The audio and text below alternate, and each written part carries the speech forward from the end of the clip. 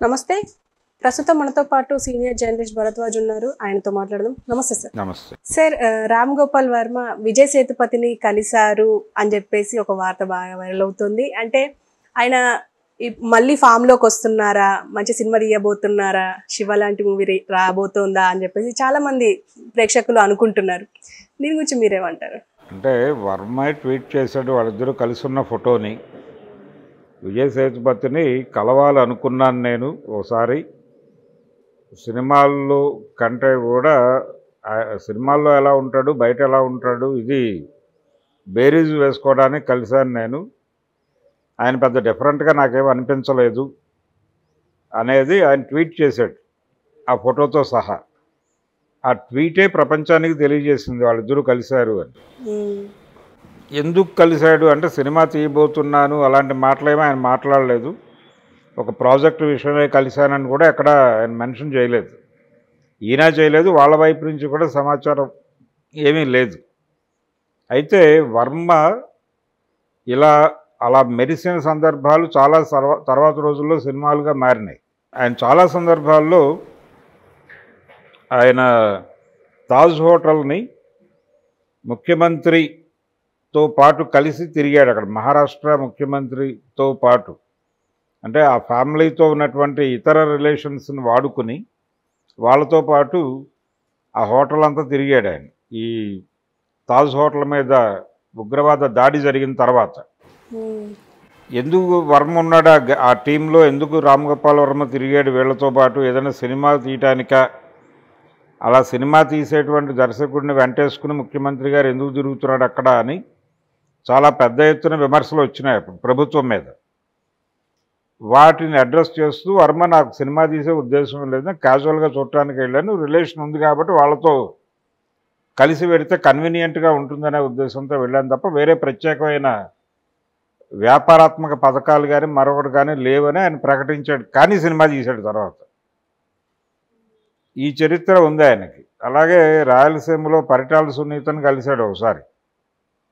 ఎందుకు కలిశారు అంటే ఏదో ఊరికనే కొన్ని ఇంట్రెస్టింగ్ టాపిక్స్ ఉన్నాయి, అవి దానికి సంబంధించిన క్లారిఫికేషన్ పొందడం కోసం అన్నాడు. కానీ తర్వాత ఆయన రక్త చరిత్ర అనే సినిమా 2 భాగాలుగా తీయటం మనకు తెలుసు. ఇలా ఆయన ఒకటి చెప్పాడు అంటే ఇంకోటి ఏదో చేయబోతున్నాడు అనేది ఒక సెన్స్ జనాల్లో ఉంది. అందుకని ఆయన సినిమా తీయబోతున్నాడు విజయ్ సేతుపతితో, ఏదో సబ్జెక్టు డిస్కషన్కే వెళ్ళుంటాడు అనే చర్చ ఎక్కువ జరగడానికి కారణం అదే. ఆయన ఇప్పుడు చెప్పడం ఆ ప్రాజెక్ట్ అంటే ఆయన ఎప్పుడు ఏది ప్రకటించినా అది సగం అయిపోయిన తర్వాతే ప్రకటిస్తాడు. వంగవీటి అనే సినిమా ఆయన అనౌన్స్ చేయడానికి అనౌన్స్మెంట్ వచ్చిన రోజుకి 3 వంతులు సినిమా కంప్లీట్ అయిపోయింది. 3 వంతులు సినిమా తీసిన తర్వాత ఆయన వంగవీటి అనే సినిమా తీయబోతున్నాను అని ప్రకటించాడు. దాని మీద విజయవాడలో అక్కడ నిరసనలు చేశారు, గోదావరి జిల్లాల్లోనూ. ఈ నిరసనలు ఇవన్నీ నడుస్తున్న నేపథ్యంలో మిగిలిన సినిమా కంప్లీట్ చేసి రిలీజ్ చేశాడు. ఆ క్యూరియాసిటీతో జనాలు థియేటర్కి వస్తారనేది ఆయన ప్రోగ్రాం. అంటే బేసికల్గా ఈయన తీసిన మొదటి సినిమా శివ కూడా అదే కథ. అందులో భవానీ క్యారెక్టరు ఆయన బ్రెయిన్లో ఉన్నది వంగవీటి మోహన్ రంగానే. అవతల వైపు కౌంటర్ పార్ట్ శివ క్యారెక్టరు ఆయన బుర్రలో ఉన్నది దేవినేని మురళి. వంగవీటి రంగా దేవినేని మురళిల కథే శివ అనే పేరుతో తీశాడు ఆయన. అట్లా ఆయన జీవితం ప్రారంభం నుంచి ఆయన తీసిన గాయం సినిమా కూడా అదే. దాదాపుగా ఆయన తీసిన కథలు 2. ఒకటి బాంబే, చోటా షకీల్ ఈ బ్యాచ్ వాళ్ళు చేసినటువంటి అరాచకాలు, బాంబేలో మాఫియా నడిపినటువంటి దావూద్ ఇబ్రాహీం, ఈ గ్యాంగ్స్ వరదరాజు మొదలయ్యారు వీళ్ళు నడిపినటువంటి ఒక గ్యాంగ్స్టర్ వాతావరణం మీద సినిమాలు తీయటం ఆ నేపథ్యంలో. రెండోది తన కాలేజీ లైఫ్లో తను చూసినటువంటి విజయవాడ రౌడీ రాజకీయాలు. ఈ 2 నేపథ్యాల్లోనే ఆయన సినిమాలన్నీ నడిచినాయి ఇప్పటిదాకా. ఇవి 2 కాదంటే దయ్యాల సినిమాలు తీస్తాడు ఆయన. తీస్తే విజయవాడ రౌడీ రాజకీయం, అది రంగా గారి జీవితంలో నుంచి సంఘటనలు తీసుకుంటాడు, లేకపోతే చలసాని వెంకటరత్నం గారి జీవితంలో నుంచి కొన్ని సంఘటనలు తీసుకుని సినిమా చేస్తాడు. లేదు దేవినేని కుటుంబంలో నుంచి కొన్ని సంఘటనలు తీసుకుని సినిమా చేస్తాడు, ఏదో ఒకటి ఆ ఏరియాలో ఉంటాడు. లేదు అంటే రాయలసీమ వెళ్తాడు, ఫ్యాక్షన్ అది తక్కువ. బాంబే మాఫియా, విజయవాడ రంగా నెహ్రూ గొడవ, వీటి మీదే సినిమాలు, లేకపోతే దయ్యాలు. ఈ ఏరియాలోనే ఇప్పటివరకు తిరిగాడు ఆయన.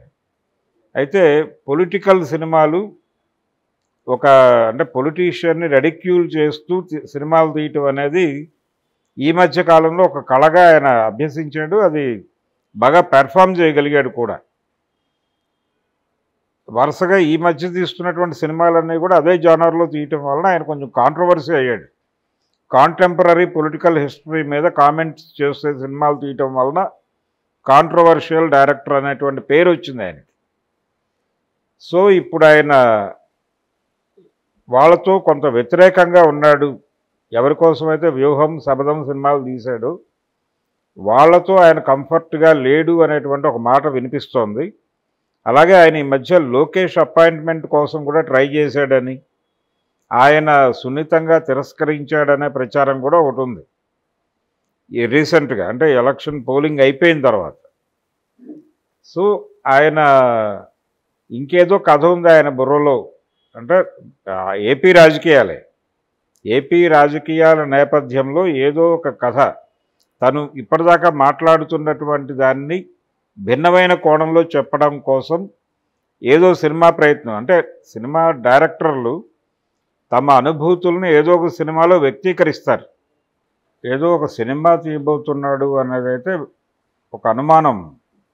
అది ఆయన ఏదో బయటికి ప్రకటించలేదు, వ్యక్తీకరణ జరగటం లేదు. కానీ అంటే తను మొన్న ఎన్నికల వరకు ఆయన మాట్లాడిన కంటెంట్కి భిన్నమైనటువంటి కంటెంట్ డిజైన్ చేసేటువంటి ప్రయత్నాల్లో ఏదో ఉన్నాడు ఆయన. టోటల్గా అది రాజకీయ పరమైనటువంటి కథే కావచ్చు. దానిలో ఏదో క్యారెక్టర్ కోసం విజయ్ సేతుపతిని అప్రోచ్ అవుతున్నాడు అనే డౌట్ అయితే చాలా క్లియర్గా వస్తుంది. ఆయన ఏదైనా సరే ఎవరిని కలిసినా నేను ఫలానా వ్యక్తిని కలిశాను అనేది బయటికి పంప్ చేస్తాడు ఒక క్యూరియాసిటీ కోసం. విషయం చెప్పడు ఆయన. విషయం తర్వాత ఎప్పుడో చెప్తాడు. ఆ చెప్పే నాటికి సగం పని అయిపోయి ఉంటుంది. కాబట్టి విజయ్ సేతుపతి ఏం చెప్పాడు అనేది పక్కన పెట్టేస్తే, విజయ్ సేతుపతిని కలవడం వెనకాల ఖచ్చితంగా సినిమా వ్యూహమే ఉండుంటుంది అనేది అనుకోవాల్సి ఉంటుంది. Okay sir, thank you.